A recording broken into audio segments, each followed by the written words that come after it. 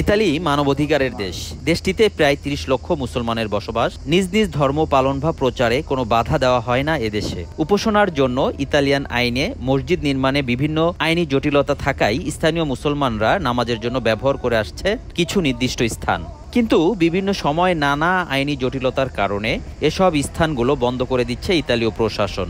সম্প্রতি ইতালির মনফালকন শহরে মুসলমানদের ব্যবহার করে আসা দুটি নামাজের স্থান স্থানীয় মেয়রের নির্দেশে প্রশাসন বন্ধ করে দেয়।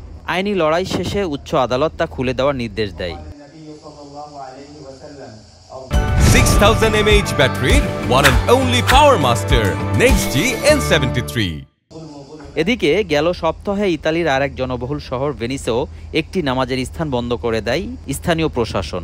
এর প্রতিবাদে শুক্রবার স্থানীয় মুসলমানরা খোলা মাঠে জুমার নামাজ আদায় করেন। স্থানীয় মুসল্লিদের দাবি অতি শীঘ্রই তাদের জন্য স্থায়ী কোনো স্থানে নামাজের ব্যবস্থা করা হোক। আমাদের যে মসজিদটা আছে মসজিদটা খুলে দিতে হবে, ওখানে নামাজের অনুমতি দিতে হবে।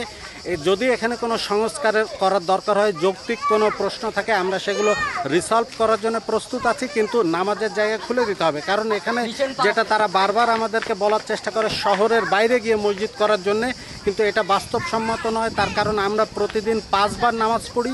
একটা মানুষকে নামাজের জন্য 5 বার শহরের বাইরে যাওয়া কোনো অবস্থাতেই যুক্তিসঙ্গত নয়। বিগত জুমাগুলো যেই মসজিদে আমরা আয়োজন করতাম সকল মুসলিম উম্মার জন্য, তো ওই মসজিদটা বন্ধ করে দেওয়া হয়েছে। বন্ধ বলতে বোঝাচ্ছি আপনাকে, বন্ধ করার প্রক্রিয়াধীন চলছে। ইতালিয়ান সরকার যে প্রটোকল আমাদেরকে দিয়েছেন, আমরা চেষ্টা করছিলাম সেই প্রটোকল মেনেই নামাজ পড়ার, কিন্তু তাদের মনোভূত হয়নি। তো আমরা খুব ব্যথিত। ইতালিয়ান সরকারের দৃষ্টি আকর্ষণ করছি যেন আমরা নেক্সটে আমাদের একটা মসজিদের ব্যবস্থা করে দেন।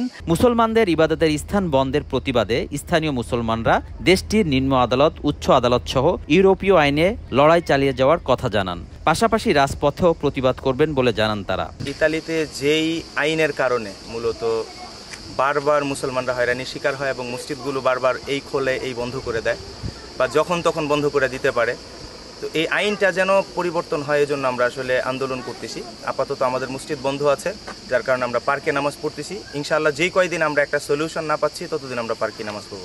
এই দেশের আইনকে শ্রদ্ধা রেখেই এদেশের কিছু আইনের পরিবর্তন এবং সংশোধনের লক্ষ্যে আমরা আসলে আবেদন জানাচ্ছি এদেশের সরকারের কাছে। কারণ ইতালির আইনের 19তম ধারায় সংবিধানের স্পষ্টভাবে বলা হয়েছে যে এদেশে বসবাসকারী সকল মানুষ তারা স্বাধীনভাবে ধর্মপ্রচার এবং পালন করতে পারবে। তো আমরা এদেশের সরকারের কাছে সেই আবেদনটি জানাতে চাচ্ছি যে আমরা স্বাধীনভাবে আমরা আমাদের ধর্মকে পালন করতে চাই এবং তা প্রচার করতে চাই। ইতালীয় আইনে মসজিদ নির্মাণ করা নিষিদ্ধ নয়, বরং ইতালীয় সংবিধানের 19 ধারায় বলা হয়েছে ব্যক্তিগত সমষ্টিগতভাবে সকল ধর্মের মানুষ স্বাধীনভাবে তাদের নিজেদের ধর্মচর্চা এবং প্রচার প্রচারণা করতে পারবেন। কিন্তু স্থানীয় পৌরসভা ও স্থানীয় সরকারের তরফে এমন কিছু বিধিনিষেধ আরোপ করে রাখা হয়েছে যা মেনে মসজিদ নির্মাণ করা প্রায় অসম্ভব। তাই স্থানীয় মুসলমানদের তরফে এই কঠোর আইন শিথিল করার অনুরোধ জানানো হয়েছে। আসলামুজ্জামান, RTV, ইতালি।